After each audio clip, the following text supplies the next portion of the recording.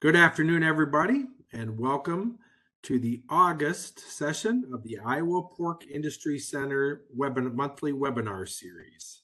As a reminder, if you have any questions during our presenter's presentation, you can go ahead and put those into the chat box, and we'll make sure that we're able to get to those at the end of the presentation.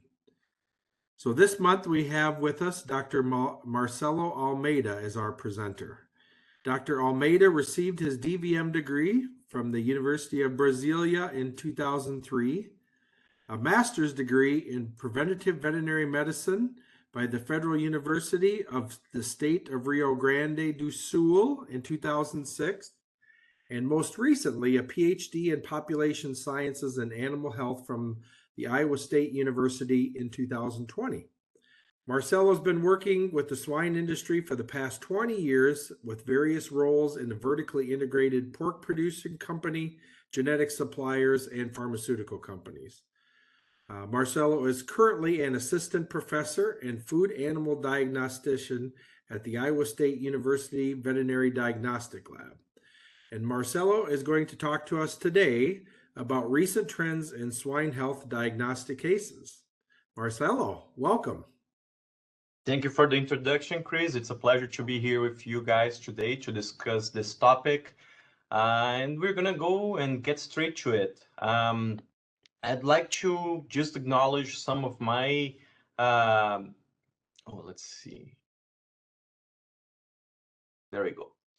Some of where I'm getting some of this data, and a big chunk of the data that I'm going to show you here are just trends from different diagnostic labs that are collated by the swine disease reporting system. So those labs would be the Iowa State University VDL, the University of Minnesota VDL, the South Dakota VDL as well, the Kansas State Diagnostic Lab, and the Ohio Animal Disease Diagnostic Laboratory. This is a project that's funded by the Swine Health Information Center, and it's led by Dr. Giovanni Trevisan and Dr. Guilherme Arruda Cesar. And some of the molecular chains of detection of disease that I'm going to be showing to you today are based on the work that they conduct. And I'm also going to be talking about some specific data that comes from the diagnostic lab at the Iowa State University when it comes to disease diagnosis, when a pathologist is actually involved in the case, and we're able to see those microscopic lesions and couple that with the ancillary testing like bacteriology and PCR and confirm the disease diagnosis in tissue samples, right? So that would not be reliant only on molecular diagnosis. And I'm going to highlight those differences for you guys as we go. So getting into that, we're going to talk a little bit about respiratory and systemic pathogens first. And one of the big ones that we can never get away these days, it seems it's PRRS, right? And so this is, again, data from the swine disease reporting system showing the trends in detection of PRRS by PCR over time. And this would be showing the PRRS, the percentage of PRRS positive submissions at all of those VDLs that I mentioned early. And here we have data on the last 2 years. The blue line here would be the predicted values of the parts or of the positive cases that we would see based on what we have seen in these VDLs before, right? So this is a model that was developed by Dr. Giovanni Trevisan. And what we see here for the current year, you know, again, the center of the line here would be where we expect the number of cases to be, and then the shaded blue area would be that the confidence interval for that average, right? So if everything is going well, we should see the number of cases falling within this shaded area. And then when it goes outside in the white area, that's when we see that something abnormal could be happening. So what you can see is that right in the beginning of the year here in 2024, that number dipped below the blue shaded area. So we had this period where the number of cases or the positive submissions was lower than expected. But outside of that, PERS in terms of the PCR detection has been behaving according to what we expect. So more positive detections during the colder months, and then we get kind of a break during the winter, the summer months, and then this is about the time when we're going to hit the lowest amount of positive submissions. And then when we transition here to fall and winter weather, we should expect an increasing number of positive cases. But the interesting thing that we're seeing is that overall, over time, we're seeing a slight decrease in the number of PERS positive PCR cases from 2022 to 2024. So now we can speculate about why that would be happening, but we'd hope is that we are becoming better at controlling PERS and probably like having less lateral breaks, but this would be only speculation, right? What we can say is that based on data that's received of those VDLs, it seems that we are having a lower proportion of positive submissions over time, which I'll take that. Like I'd like to have less and less positive cases over time. So taking a different view and breaking it down by which type of premise we're talking about here, for the line in black, that would be the combination of all of those different premises. The red line would be wing to market aged animals that were included in that submission. The blue line would be the animals, adult animals, so sow farms for the majority, and the yellow line would be the unknown. And if we can take one thing from this chart, like just to act that we can do right now as a veterinarian submitting cases to any of those VDLs, if you can help us decrease the number of these submissions where we don't know where they're coming from, that would be useful for us to help predict what's going on within the industry, right? So if you can inform the age of the animals or the type of premise that they're coming from in your submission form, that would greatly improve our ability to understand this data. But what this is showing here, again, that for 2024, that decrease in number of positive submissions, which is true for all of the different types of premises. And again, you can see the seasonality with winter months and colder months being the percentage of positive submissions being higher, and then that break during the summertime. One of the interesting things as well that the swine disease reporting system has talked about before is that we usually see an increase in the number of positive submissions for the wing to finish groups before we see that into sow farms. So for example, both of them are decreasing here in 2022. And then you get a slight increase on the wing to finish category before you have that actually happening at the sow farm level. So one of the speculations that we can do with this information is that maybe we are seeing an increased activity in the wing to finish population first, and that's helping increase the burden of PERS overall in those regions, and then that virus somehow finds its way back to the sow farms, and then that's why we have this delayed increasing positive submissions from the sow farms. And this is true for other pathogens as well, but they first observed this with this PRRS data set, which is really interesting. So again, just to highlight, I was showing data up to 2023. Here is the data up to data from July for 2024, and again we are observing those decreasing trends during the summer. Still, we are taking that deserved break from having PRRS all the time in the sow farms and twin finish farms. But we are also seeing a lower proportion of positive submissions overall in 2024 compared to previous years. So when we looked into the cases that are actually received at the Iowa State Diagnostic Lab, and I'm just comparing here 2023, which is going to be the blue bars, and 2024, the red bars, and we only have information here up to July. We have the information for August, but that month's not complete yet, right? So I'm reporting to you here everything that has been closed yet. So for 2024, what we are seeing is that that there's an agreement with that what we saw for the molecular detection, that in general we are seeing less cases of PRRS compared to the year of 2023.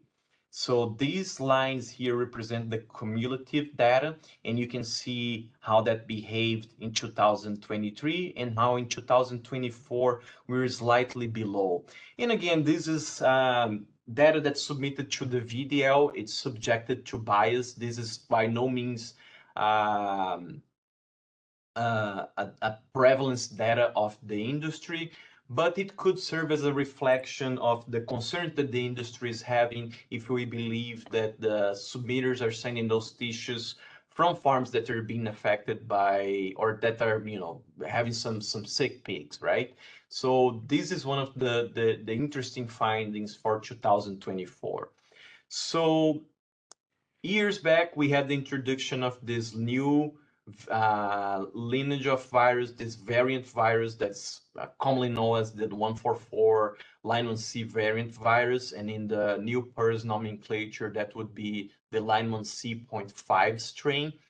And since that has emerged, we've been tracking it down, and here you can see how that fluctuates over time, and that's also a function of that summer seasonality where we have less cases arriving at the lab that are positive, so that also has influence in here. But when we look at this other chart here on the left, you're going to see that from the cases that are sequenced, that variant strain, it's still the predominant one in 2024. And then it's followed by a few other different strains, the 174 line 1A, which was, it used to be the predominant strain before this line 1C 0.5 emerged in the swine industry here in the US. Now, if we break that down by different states, you're going to see that the line 1C.5 virus is not the predominant one in all states. So we have some regional differences over here, but that's the most important one, or most frequently sequenced in Iowa, Minnesota, Missouri, Nebraska, and South Dakota. And then with 174 being the predominant one in Indiana and North Carolina. One of the interesting things that it was highlighted in the last swine disease reporting system is the appearance of this line 1C.2, which is an RFLP 124 virus that has become the second most frequently detected here in Iowa, but it's now the most frequently detected in Illinois. And then when the STRS team discusses with the advisory board team, they have there isn't a consensus on the behavior of this virus. some report that this virus in sow farms causes more abortions, but not as bad, sometimes not as bad as this Lyme C.5 virus. So we're still trying to understand and characterize this one better. And if you have more information, if you had a break with this virus recently, I would encourage you to get in touch with the Swine Disease Reporting System team, or also with Dr. Chris Rademacher, if you could enroll that herd in the PERS Outbreak Management Project. That would be of value for us to understand what are the practices that are helping to eliminate those viruses and also how aggressive those viruses are. One of the things that we saw with PERS that caught our attention here at the Iowa State VDL is that these cases associated with PERS encephalitis. And here we're just talking about cases that were seen by a pathologist where we looked at the brain and we detected lesions that were consistent with a viral infection in that brain. And then we did those PCRs, and we also did in the majority of the cases IHCs to observe the viral antigen in the lesions. So you see that before 2020, 2019, we only had like a very low number of cases where we would diagnose PERS encephalitis. But starting in 2021, we had an increasing number of cases associated or diagnosed as PERS encephalitis, and that has remained high for 2003 as well. And in 2024 we have incomplete data, but at least we are already above the levels that we observed in 2021. This kind of coincides with the emergence of this Lyme 1C.5 virus, but we are going to discuss in the next slide what we can expect with different strains, right? This is the distribution of age right here, so it can affect pigs in different stages of life, since they are at suckling stages, but the majority of cases will happen in pigs after weaning. Here we have the CT distribution that was observed in those cases, and like I was talking to you, here the different RFLP patterns and the different lineages. So the Lyme 1C.5 virus is the dominant one on these cases where we are able to confirm PERS encephalitis and also have sequence information. Another one that's important is that usual suspect, the Lyme 1A174 virus, but you can see that lesion in clinical presentation can happen actually with a variety of different cases. And this study conducted by Dr. Rowell, that was actually a PhD student from Dr. J.Q. Jang, he inoculated different 144 viruses in pigs and also 174 virus. In this, we were trying to actually understand what was the difference between those viruses and cause disease in general, but more focused on the respiratory disease. But it was a surprise to us when we were actually seeing a lot of neurological clinical signs. And then one of the things that was interesting is that not only these highly virulent viruses like the 145 Lyme 1C variant and the 174 virus can cause those lesions, but we observed lesions in all of those different viruses, lesions in the brain specifically I'm talking about in here. And here is the brain from a specifically sick pig that had clinical signs. And you can see that compared to this image over here, where this would be a normal brain, this brain here looks very different, way busier, right? So all of those dark cells that you're observing, they are inflammatory cells that are infiltrating the brain here. And One of the other findings that we thought it was interesting for this case is that even pigs that were actually not showing specific signs of neurologic disease, they were still having lesions. We were still able to find lesions in their brains. And one of the follow-up studies that we're doing here is just try to understand which areas of those brains are affected, because for the brain, the location matters. And so if the lesions are in a specific part of the brain, that may affect how the pigs are moving and if they're going to be down or not. But we're finding that a lot of these lesions can actually be in places where they could be having an effect in the vision of the pig, or in the ability of the pig to smell or hear. And that could have impacts, for example, for feed consumption and the overall well-being of that pig. So you just be on the lookout for this data that we are currently analyzing here at Iowa State. So this is what I had for PERS. So again, just for you to be aware of that neurological presentation, that if you have pigs that are sick and showing neurological clinical signs, and they are also clinical for PERS, PERS should be in your differential list for those clinical signs, right? It should not only be your strep or your GPS, for example, right? We should also be looking for that. And if you send brain to the VDL for the pathologist to take a look at that, we would be able to differentiate, because what can happen, for example, if you're only sending brain for bacteriology, and if you don't isolate anything, you could be missing that those lesions are being caused by a virus. So that's why it's important to also send those tissues for histopathological evaluation. Here I just have this slide to show the number of diagnoses of PCV2 cases here at the Iowa State Diagnostic Lab. So this is 2007 right here, so lots of cases on that year. But ever since, especially after the introduction of vaccines in the market, we saw a drastic decrease in number of cases that we are diagnosing here at the Iowa State VDL. And in general, it has been pretty stable. Like we've seen like a slight increase in the last years, but pretty stable overall. And one of the things that we see here, just the key messages with PCV2, is that when you're thinking about the PCR, we usually see lesions, and we would correlate that to clinical impact when your CT is below 20.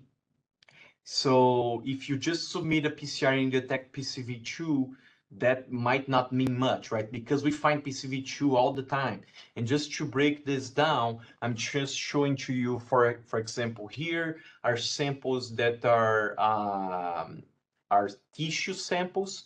So we detect that in about 33% of the time they are positive. But if you go for other sample types, for example, processing fluids, you're going to find it about 50% of those samples are positive. And in oral fluids, about 66% of those samples are positive. So the sample that you sent to the lab to test for PCV2 really is going to influence the outcome of that test. But that doesn't mean that the animals are truly sick or not. So to really rule that out, it would be important to send tissue samples that would also be analyzed by histopathologists, so the pathologist can help you determine if that PCV2 is causing any lesions. But in general, if you're only looking at the CT loss less than 20, it's when we'd expect it to be very clinically significant, and then action would need to be taken. And then when we are seeing these cases here that are actually being diagnosed, what we are observing in conversation with those veterinarians in the field that are submitting the cases is that those cases are actually associated with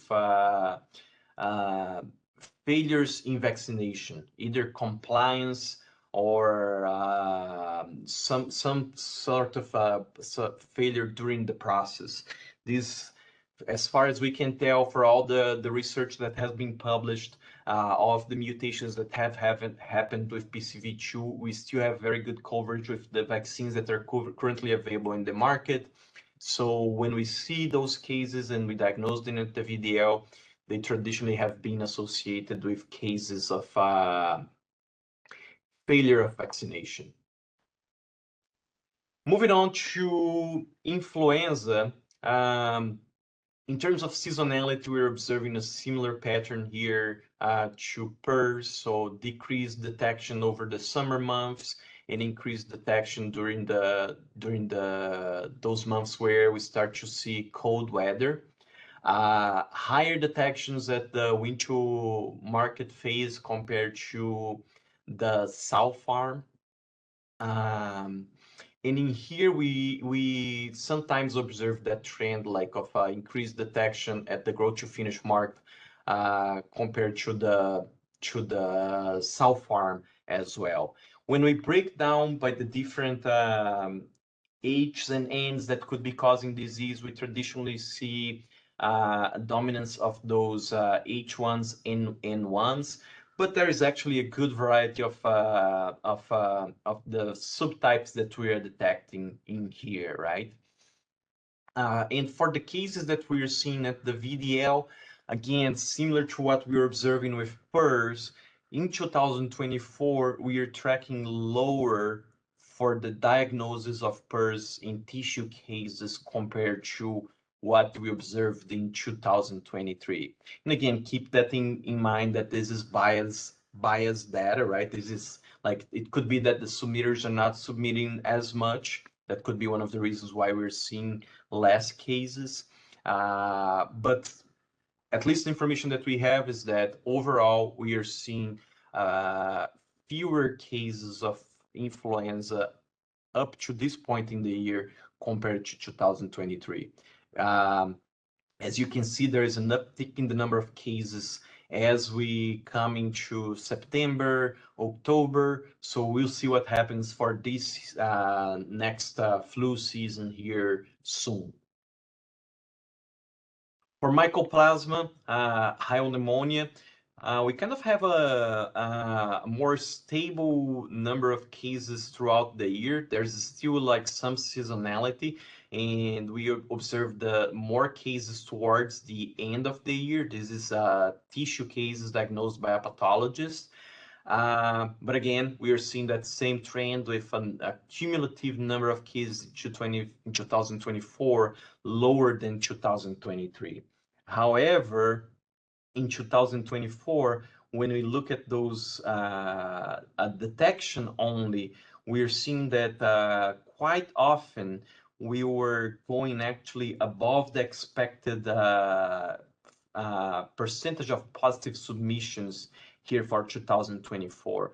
And some of the comments that we received, or the Swine Disease Reporting Systems team received from their advisory board, is that there are some south farm breaks that are happening, but also some of those breaks that occurred last year, those pigs are actually hitting the finishers right now, and that's why we could also be seeing an increase in the number of cases or in the number of positive submissions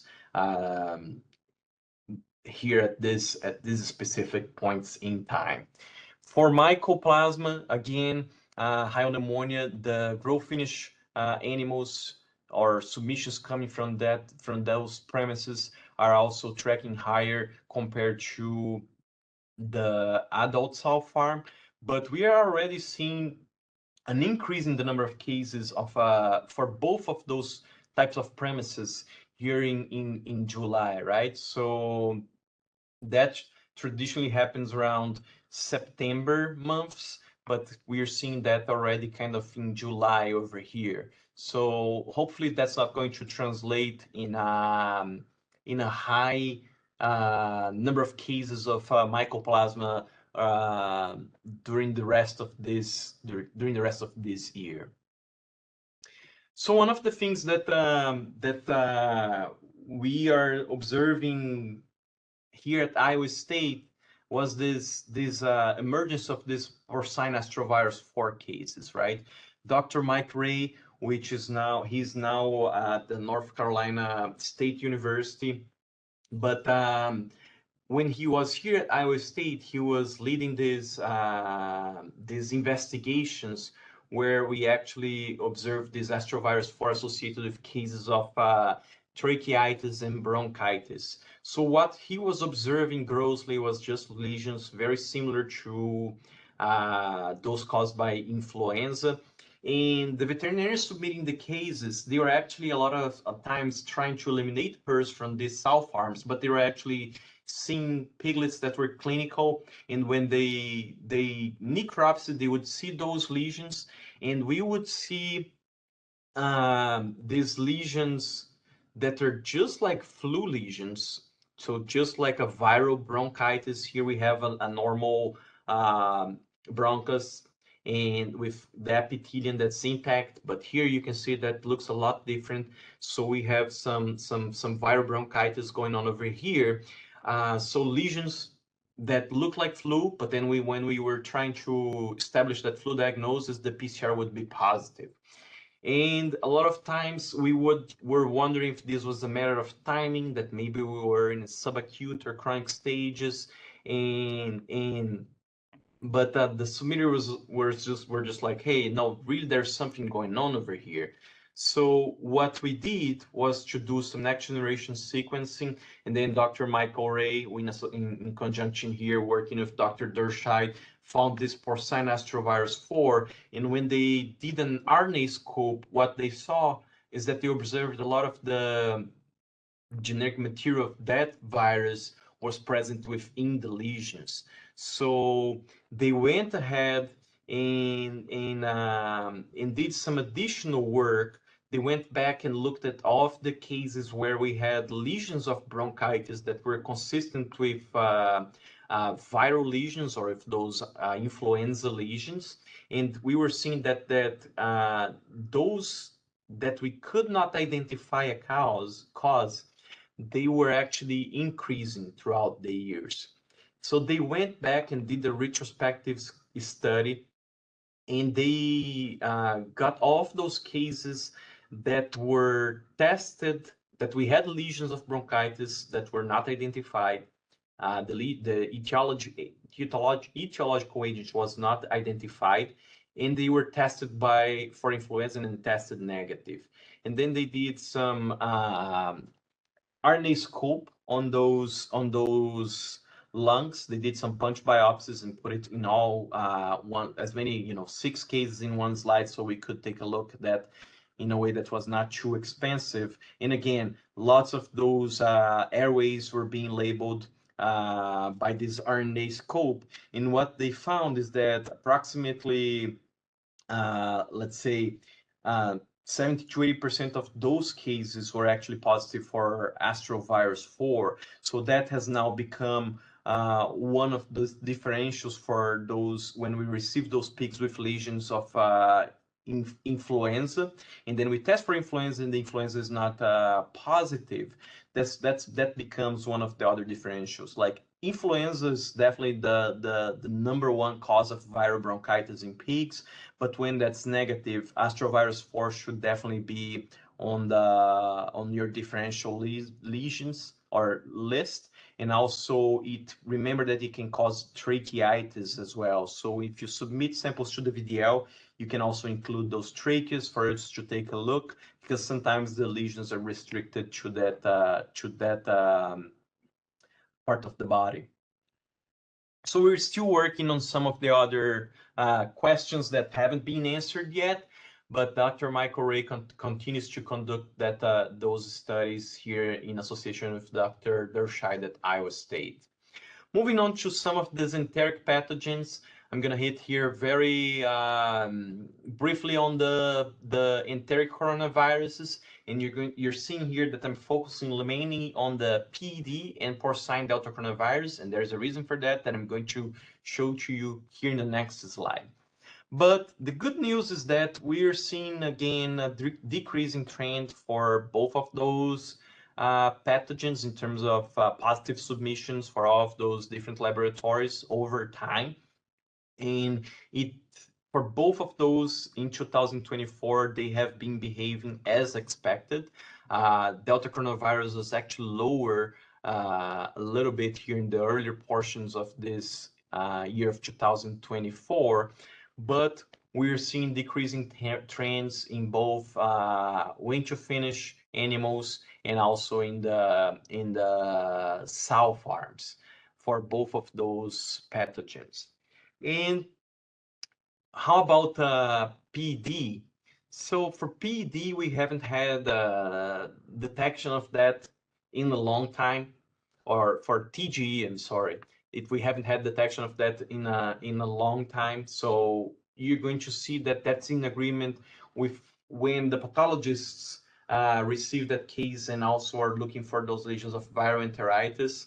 So here, the number of confirmed diagnoses made for those enteric coronavirus. And you can see that before PD entered in the US, TGE was the only thing that we were actually looking for the enteric coronavirus. We were looking for rotavirus, but focusing on the diagnosis of enteric coronaviruses, this is all that we had, right? PD or TGE up to 2012. And then 2013, PED is introduced to the US and becomes the most predominant one, spreading very rapidly in the US, as we all are all aware of.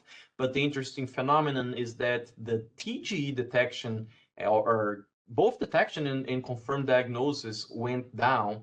And then I think the last time we made the diagnosis here at the Iowa State VDL was actually in 2019. And then ever since, we've only had cases of PD and the Delta coronavirus, and those also have been decreasing in recent years. And that's why there's a lot of talk about trying to eliminate those viruses from the national herd. Colibacillosis. So we've all known that colibacillosis, enteric colibacillosis, has been an issue for the industry in these last few years. And this is data from the Iowa State Diagnostic Lab in terms of diagnosis, just to support that. And we see that before 2018, we had like a very stable number of diagnoses, and that started to increase in 2019, but peaked in 2021. And then 2022 and 23, we had a slight decrease in the number of cases, but they were still higher than the historical average that we had before, right? So how is 2024 looking like right now? So this is the cumulative data for the different months and the different years. And then here 2021, 2022, and 2023. And then when we look at 2024, it has been tracking down lower, like we were seeing in 2020 and 2029. We don't know how it's going to behave in the last of the year, but at least the good news is that we are not seeing as many cases as we saw in the 2021, 22, and 2023 season. So this is probably to the fact that we've learned to deal with this a little better in the past few years, and control strategies put in place by nutritionists and veterinarian food conditions have helped to control that better than in this last 3 years before 2024. I think that's a speculation. And again, not prevalence data, but it's reflective of what we hear happening in the industry. One of the questions that we get is like, or that we're interested in that Dr. Edson Magalhães actually worked to try to understand what's the impact of those E. coli breaks in mortality, but also what's the economic opportunity that we have.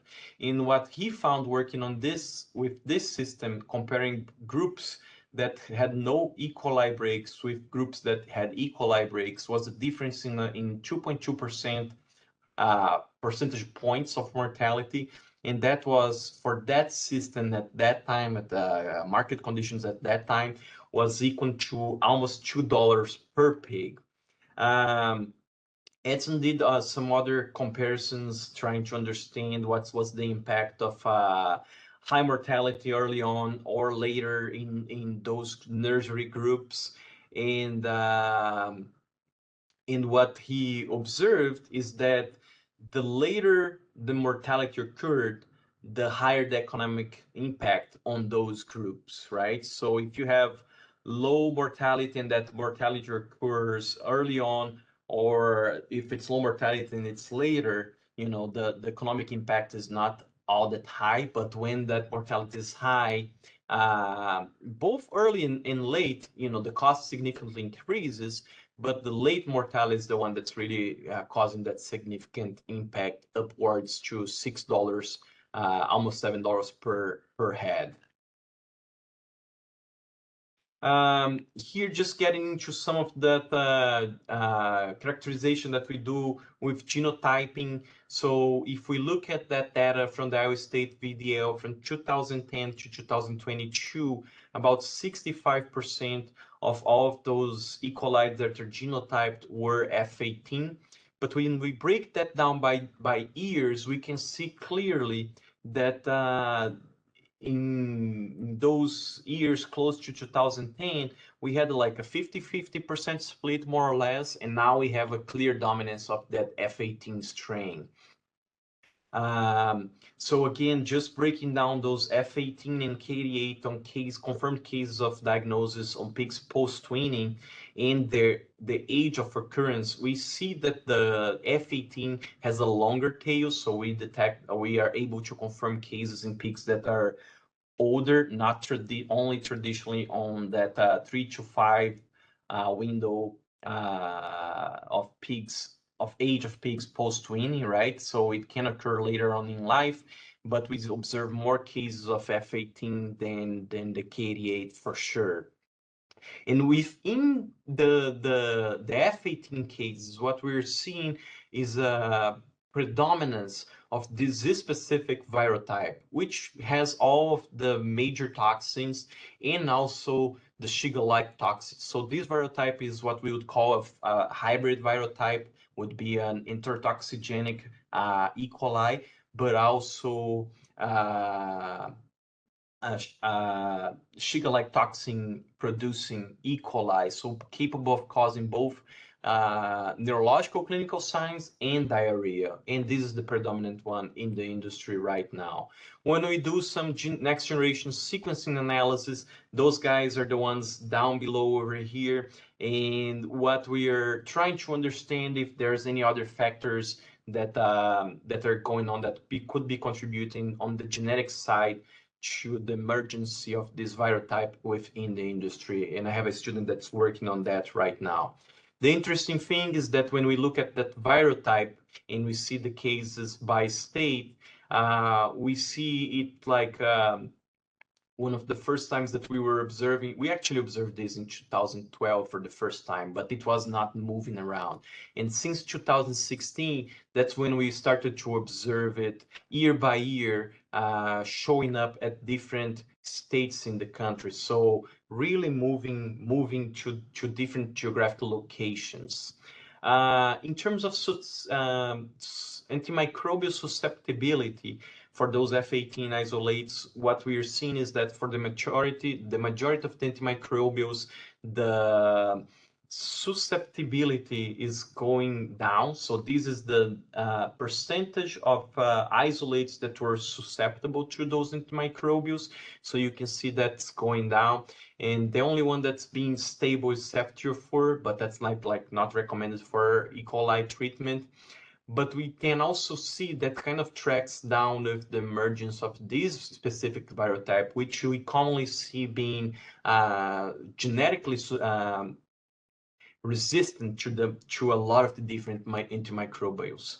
Now, one of the things that you can actually do besides just nutritional interventions and maybe trying to use some vaccines for control of E. coli and management is to talk to your genetic provider. Like this is a study that we conducted with PIC, trying to understand if there was anything related to specific breeds or if it was more related to the genetic profile of those pigs, if they were either resistant or susceptible. And what we saw is that in general, these the dashed lines here are the pigs that were susceptible. They had about 60% mortality compared to those resistant pigs. And the resistant pigs, they also didn't develop disease, but the susceptible pigs had diarrhea and mortality, as you can observe. So this is one of the things that you can talk to your genetic provider about, maybe trying to track those boars that would be resistant to F18 E. coli and try to introduce them to your boar studs. One of the last topics that I'm going to talk about here is just porcine sapovirus. That's one of those other viruses that was not in the radar, even though it had been reported in the US since 1980. But early, like in these last few years, that's when we would be seeing more and more the diagnosis of that virus. This is just to show that there is like a high diversity within this genogroup 3, which is the main one associated with diarrhea in pigs. So that's important to keep that in consideration when you're thinking about using vaccine interventions. But in terms of lesions, it's pretty much like any other viral enteritis, causing shortening and blunting and fusion of those villi, and also attenuation of those enterocytes. And so like we can tell which virus it is just by looking at the lesions. But if you find that you're having lesions like that and the pigs are negative for the entire coronavirus and for rotavirus, sapovirus can be in your differential list. And this is just to show, like we did an RNA scope, and we are labeling again that sapovirus within the enterocytes. So a lot of viral replication going on within those enterocytes, within the lesions that we are seeing of atrophic enteritis. You can find sapovirus actually in healthy pigs as well. So that's why it's important to, not because you just detect to assume that's causing disease, but also do some histopathological evaluation to confirm what we see. It's usually can cause diarrhea like 3 days after those pigs are challenged, and the duration is about 3 to 7 days. Most of the pigs in these experimental conditions only got like mild diarrhea, and we had the replication of the virus in epithelial cells, both in duodenum or endoduodenum, jejunum, and least frequently in ileum and nothing in colon. And in terms of shedding, for this study, they saw the shedding duration from 1 to 7 days post-infection. This other study, we had the duration a little longer, peaking around to 6 to 10 days post-infection and lasting up to 30 days post-infection or post-inoculation of those pigs. But for diagnosis, what you want is to have the lesions and then confirm that by PCR. And then another layer that you can add on top of that is the confirmation of the virus replication within those lesions. In terms of transmission, its transmission is fecal-oral, but there are some questions that we're still trying to understand if most of these pigs would be exposed through environmental contamination or if there's some sow-to-piglet transmission going on. And for disinfectants, sodium hypochlorite is effective, and then we have potential susceptibility for some of these other disinfectants that would be available commercially. This is the frequency of sapovirus positive PCRs by age of the pig. So we have the age here in the x-axis, and the red means that it was positive.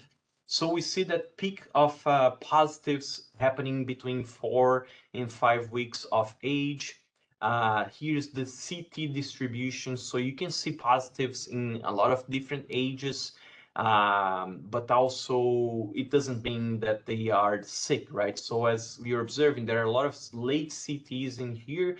Like when you start to get below the 20s, that's when you're starting to get concerned about this virus. Not to say that this is not possible when you have 25, but if you have the CT in the teens, that's likely clinically significant. And here's just to show when we added that diagnostic code to our database and we started tracking, we observed again more familiarity of the industry with that becoming or entering the differential diagnostic list for the submitters. We observed a higher number of cases in the last few years. Here is the distribution of the age of those peaks with the confirmed diagnosis. So we see it sometimes in the farrowing room, but we see it more commonly later in the farrowing room and also early in the nursery phase. And then for diagnosis, it's just like any other thing that you're concerned. If you're concerned about enteric disease, sample from acutely affected pigs, send in between 4 to 5 pieces of small intestines and a few pieces of colon as well, so we can make sure that there is nothing going on in the colon that could be contributing to that problem. Then for test requests, histopath, PCR, and then confirmation by RNA scope, and the other differentials for enteric disease, depending on the age, of course, but could be the enteric coronavirus, rotavirus, and the Cystozoster suis, and there are other ones that could be less frequent. And again, I would like to say thank you here and acknowledge all of the people here at the Iowa State Veterinary Diagnostic Lab that help produce those results and keep the lab moving forward and delivering those results to our submitters. And here is the group of the pathologists. Some of them have left, but the core of our teams is represented here, and they also are the ones producing those diagnostic codes and reading your cases, so we are able to provide this type of information to you. And with that, I end my presentation and I'll take any questions if we have any. All right, thank you, Marcelo. Just as a reminder to any of our participants, if you have any questions, you can certainly drop those in the chat box and we'll go ahead and read them. We've got a couple of questions in here. For those of you that are watching online, you see that Marcelo on his last slide put up his email address. You certainly can reach out to him with any questions and he'll be more than happy to get back to you on that. So the first one, Marcelo, having to do with PRRS encephalitis. So that being a little bit more of a newer presentation for PRRS. And I'm wondering, do you have a feel for what someone in the barn might see with PRRS encephalitis? What sort of neurological signs would they see would be associated with it? Is that something they can differentiate just by looking at, or is it just a case if they have neurological signs in that kind of nursery time frame, they're probably just best off making sure they submit some brain along with all the other tissues on those type of cases? Yeah, so for the experimental infections that we did here at Iowa State, the first thing that we would see for those pigs is that they would become lethargic, which it's not a specific clinical sign, but they also would present some ataxia. So they would start to become like incoordinate. You'd start to have, put those pigs up, make sure they're moving, and they would like be uh, start to lose their awareness of where the floor is, so like doing those goose steps or just general incoordination, like stumbling, and that would be the first thing that we would see. And that could progress to lateral recumbency and some paddling. And when we actually compile the clinical signs that our submitters usually see in those clinical presentations, when we are confirming those diagnosis of PRRS, recumbency and paddling is commonly reported. And so it's not easily differentiated from your bacterial meningitis cases, right? That's why submitting the brain for histopathology is very important, especially if you know that those pigs are PERS positive. Yep. No, that's a good point. Question on the porcine astrovirus. That's good because I know that was always a concern or a question. We've got these coughing pigs, light and farrowing. We think it's flu, but everything tests PCR negative for flu. So for that pathogen in particular, do you have a PCR test for it at Iowa State University that you can request it? And if so, what's the best sample type that you would submit for that? Yeah, so we do have a PCR available. We do have the PCR, and then if you follow up with a diagnostic sample, lung would be the best thing. You can also send trachea. We can do a tracheal swab or do a tracheal homogenate for that. If you are not, if you're just looking for antemortem samples, we are able to detect that in oral fluids. There hasn't been any research yet to show that. The effectiveness of oral fluids as sample detection, but I would expect this would behave just as flu. So nasal swabs, oral fluids, family oral fluids, those would all be, otherwise, those would be all samples that we would be able to test if you're trying to do some form of surveillance. But for diagnostic purposes, if you're trying to confirm that it's causing disease and trying to see the lesions, lung would be the best, lung and trachea would be the best samples, and then you should send that fresh and fixed. Very good. Question on the enteric coronaviruses. So just looking at that graph, I know Iowa State hasn't seen it. Do we think we've eliminated TGE from the U.S. swine herd? Has any other lab diagnosed it in the last 3 to 4 years? Well, for the SCRS data, it's pretty clear that it's not because we are not trying to find, because usually we do run that triplex PCR, so for all of those 3 coronaviruses, and we are just not finding it. It's just amazing how the effect that PED had on it. Now, has it been eliminated, or we're just not testing the right pigs? Is it being maintained in wild pigs or small producers that usually don't submit this for diagnosis? It's hard to tell. It's hard to tell. But it's definitely encouraging to the fact that we would be able to either drive this to a near zero detection at the lab level, or completely eliminated from the national herd, right? So I think that's the direction that I see a lot of the veterinarians are trying to go these days. Yeah, it's interesting, and I think that's the important point. It's not because we're not testing for it, right? I mean, like Yes. you say, where every time we test for PED, Delta coronavirus, and TGE. So we're actively looking for it. We're just not finding any positives. Yes. Last question, then we'll cut you loose. Do you think you mentioned about the genetic impact on E. coli and potentially using that as a mitigation strategy? So, and you showed a little bit of the work that you have done there. Do you think that boar genetic lines have potentially played a part in the recent increase in F18 infections over the last 4 to 5 years? This is a personal opinion. I think yes, because we don't have a lot of data to support this. But if you speak to the different genetic companies, they will, some of them will tell you that there is a difference in the prevalence of that resistant gene in their different boar populations. So there was a lot of push for that in some of the lines, and then once some of the other lines hit the market, and there's a lot of speculation about the Duroc. So the Duroc would be one of those.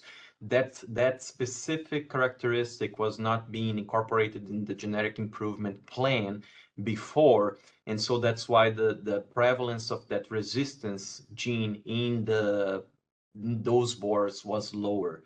But that's not only with Durocs. There are other breeds out there that also have a low prevalence of that gene. But the genetic companies are aware, and they are actually pushing for increasing the prevalence of that gene in the population. Of course, it takes time, right, to build, but I think in the future we are going to see more and more of those boars with that specific characteristic reaching the market, and with potentially helping control E. coli, especially in the post-training period for the F18 one.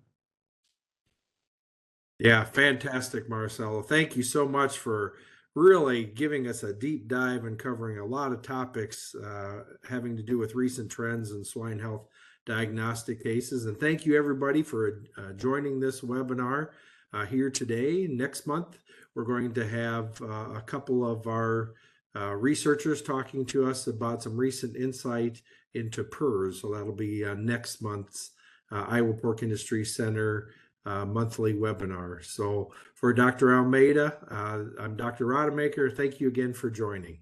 Have a wonderful day. Thank you very much.